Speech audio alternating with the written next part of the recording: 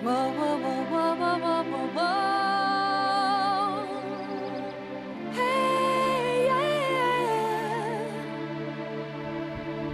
Oh, yeah. Oh, oh. Hey, yeah. Hey, yeah. Whoa, whoa, whoa, whoa, whoa, whoa, whoa, whoa.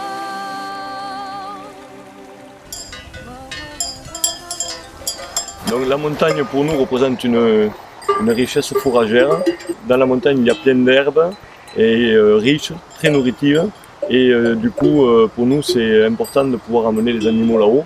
Un champ qui est pâturé à l'année chez nous, lorsqu'on sort les animaux pendant 5 mois, l'herbe repousse. On peut y faire du foin dessus, de très bonne qualité. Donc ça fait des générations et des générations que l'on fait la transhumance pour amener les bêtes en estive. Autrefois, le propriétaire des animaux avait des petits troupeaux. Il y avait des petites cabanes dans les montagnes et chacun avait son coin de montagne. Aujourd'hui, on appelle ça des refuges.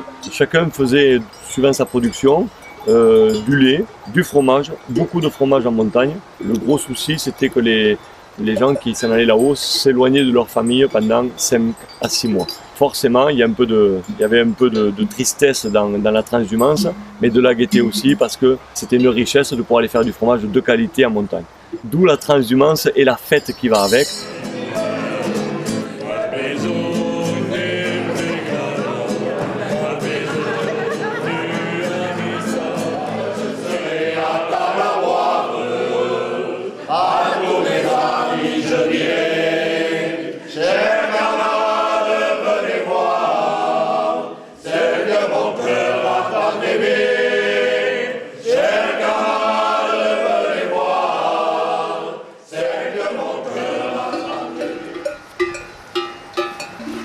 Économiquement, on a une grosse quantité d'animaux sur notre exploitation.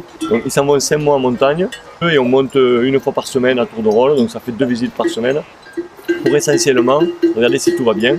Si les prédateurs, les gros prédateurs comme l'ours ou les vautours n'ont pas attaqué et fait des dégâts sur les troupeaux.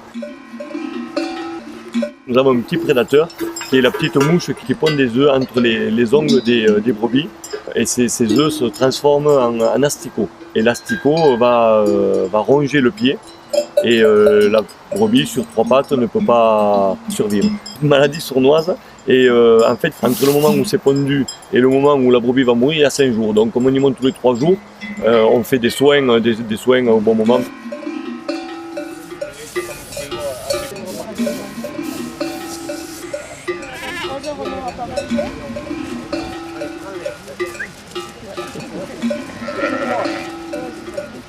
L'ours ne nous touche pas trop, simplement le souci de l'ours c'est que lorsqu'il touche une brebis, s'il y a une brebis qui est malmenée par l'ours, il y en a 20, 30, 50, 100 qui sont capables de suivre la brebis malmenée, et si la brebis de peur saute dans un ravin, les copines vont suivre. Du coup, on se fait décimer des troupeaux entiers avec des années de sélection, avec des années de travail. C'est un peu le souci d'avoir introduit des ours dans les Pyrénées.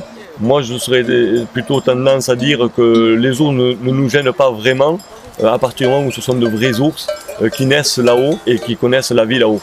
Les petits qui naissent de sang reprennent leur cycle normal et mangent des myrtilles, grattent des vers, etc. Donc, on va avoir de moins en moins de problèmes. On a une autre fonction aujourd'hui aussi, on est des nettoyeurs de montagne, on est des jardiniers de la montagne.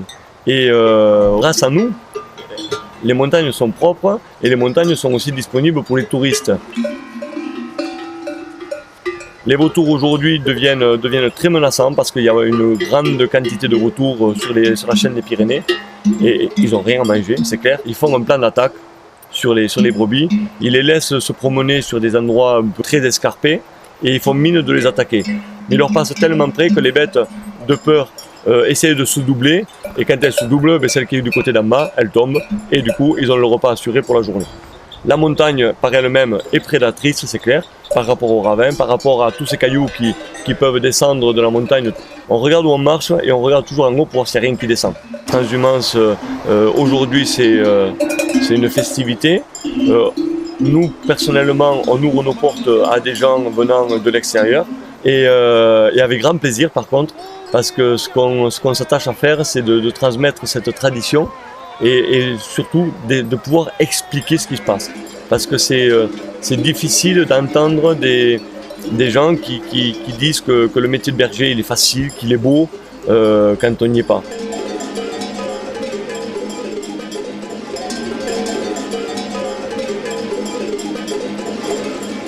On marche, on fait ces 4 à 5 jours de traque dans la montagne pour retrouver nos animaux tous, ou le maximum. Mais ça fait 4 heures du matin, 8 heures du soir. On laisse les voitures à 1500 mètres et on arrive à 2800 mètres en 4 heures de temps. Ça fait pas mal de dénivelé, l'organisme intérieur est très sollicité et extérieur, les jambes aussi pas mal quand même, c'est clair. Donc c'est pas quand même permis à tout le monde de pouvoir faire ça. On passe dans des endroits avec un petit bâton, le sac à dos avec de quoi boire et de quoi grignoter, le chien sur nos talons et il y a des gens qui passent là avec des harnachements, des cordes et qu'on appelle des pyrénéistes. Effectivement, c'est un beau métier. Effectivement, mais quand vous allez voir vos brebis à 4 heures du matin, que vous êtes fatigué le soir, que vous en avez vu quelques-unes, mais que vous savez que le lendemain il faut repartir pour refaire des soins et qu'il faut refaire 12 heures de marche pour retrouver la même brebis, une brebis, là on commence à rentrer dans la vraie réalité, quoi. Le métier est beau, d'accord, mais il est quand même très très très dur. La transhumance vous sert à ça, à montrer ces petits détails du quotidien, la réalité vraiment du métier de berger.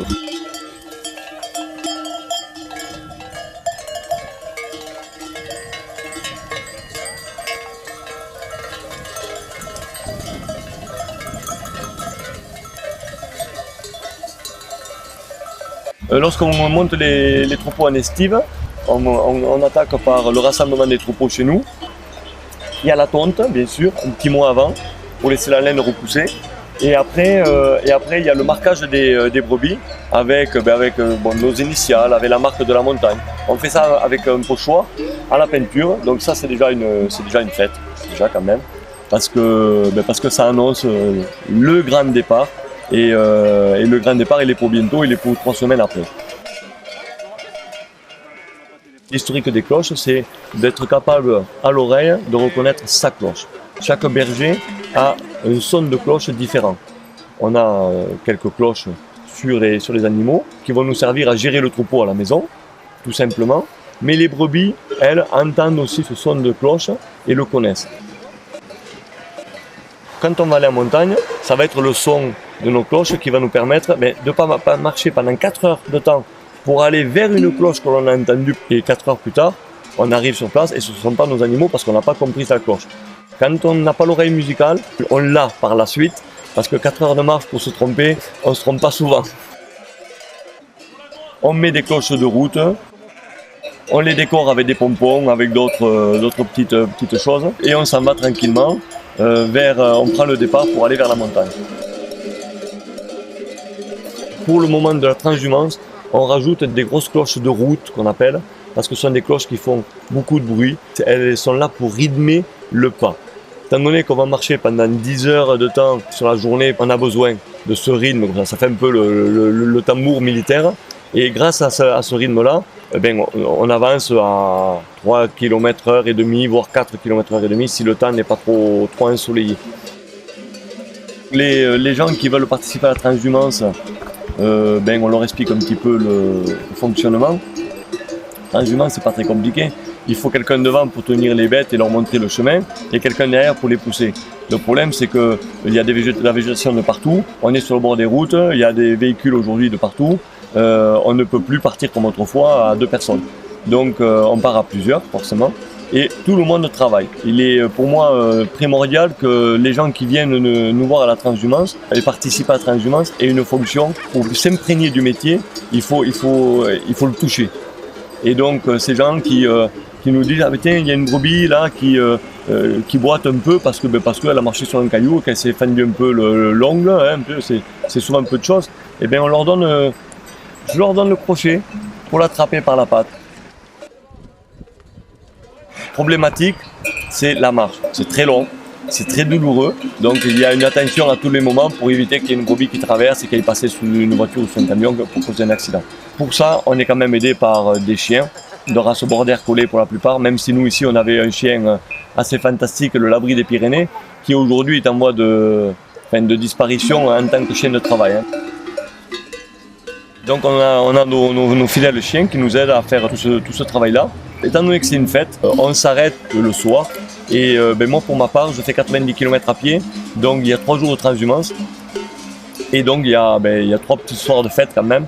On a donc le temps le soir au repas de reprendre la problématique, de rediscuter avec toutes les personnes qui ont fait un petit bout de quelque chose dans la journée. Et on s'aperçoit au fil des heures, au fil des jours, que le rapport avec le métier de berger change.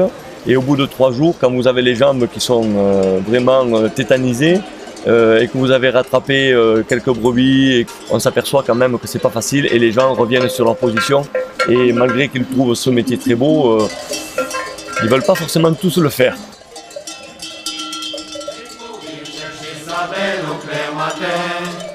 Sur les sentiers du Baudan, du Riomage ou des Laurents, j'ai appris le beau métier de berger en vallée d'eau.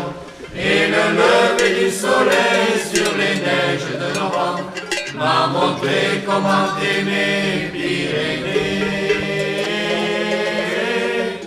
La la la la la la la la la la la la la la la la la la la la.